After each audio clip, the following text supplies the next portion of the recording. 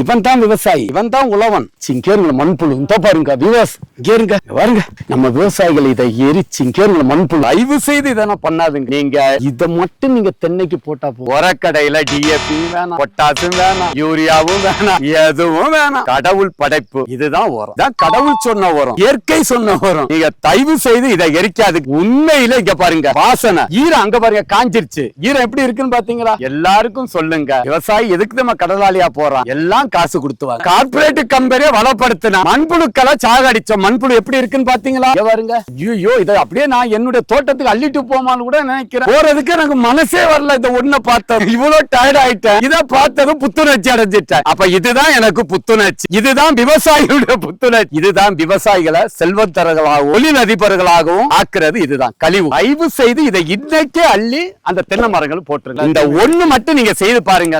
அடுத்த வருஷம் 3000 4000